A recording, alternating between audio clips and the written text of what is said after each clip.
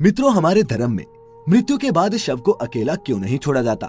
ये बताने से पहले हम आपको ये बता देते हैं कि कब कब अथवा किन परिस्थितियों में शव का अंतिम संस्कार नहीं किया जाता या फिर कुछ समय के लिए टाल दिया जाता है। मित्रों, आपको सबसे पहले बता दूं कि हिंदू धर्म में अगर किसी की मृत्यु सूर्यास्त के बाद होती है तो उसके शव को रात भर घर पर ही रखा जाता है और अगले दिन उसका दाह संस्कार किया जाता है। इसके अलावा अगर किसी की मृत्यु पंचक समय में होती है तो उसके शव को भी कुछ समय के लिए घर पर रखा जाता है और जब पंचक काल समाप्त होता है उसके बाद ही उसका दाह संस्कार किया जाता है, क्योंकि गरुड़ पुराण में बताया गया है कि अगर सूर्यास्त के बाद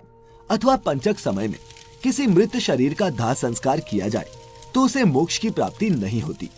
इसीलिए अगर कोई रात में मर जाए तो ऐसी स्थिति में लाश को लेकर शमशान घाट नहीं जाते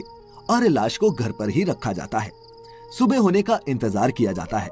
और ऐसे में मृत शरीर को एक भी पल के लिए अकेला नहीं छोड़ा जाता और कोई ना कोई व्यक्ति हमेशा रखवाली के लिए मौजूद रहता है।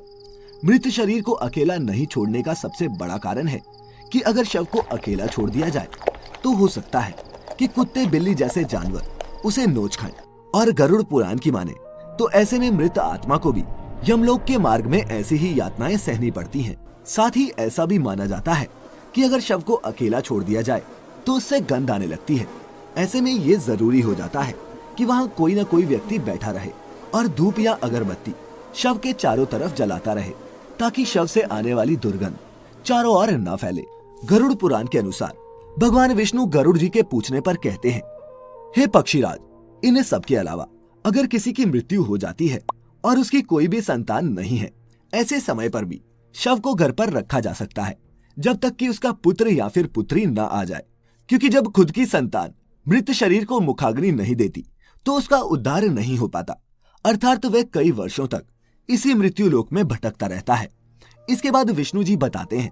कि सूर्यास्त के बाद अगर किसी मृत शरीर को जला दिया जाए अर्थात उसका अंतिम संस्कार कर दिया जाए तो वह मृत आत्मा असुर, दानव अथवा पिशाच की योनि में जन्म लेती है, जहां उसे कई तरह के कष्ट सहने पड़ते हैं। और यही वजह है कि हिंदू धर्म में रात को अंतिम संस्कार करने से मना किया गया है। आगे विष्णु जी बताते हैं कि रात में मृत शरीर को अकेला छोड़ दिया जाए तो उस शरीर में आसपास भटक रही दुरात्माएं भी प्रवेश कर जाती हैं, जिससे मृतक के साथ साथ उसके परिजनों को भी कई तरह के कष्ट भोगने पड़ते हैं। साथ ही ये भी बताते हैं कि शव को अकेला इसलिए भी नहीं छोड़ा जाता क्योंकि मरे हुए आदमी की आत्मा वहीं पर भटकती रहती है और अपने परिजनों को देखती रहती है।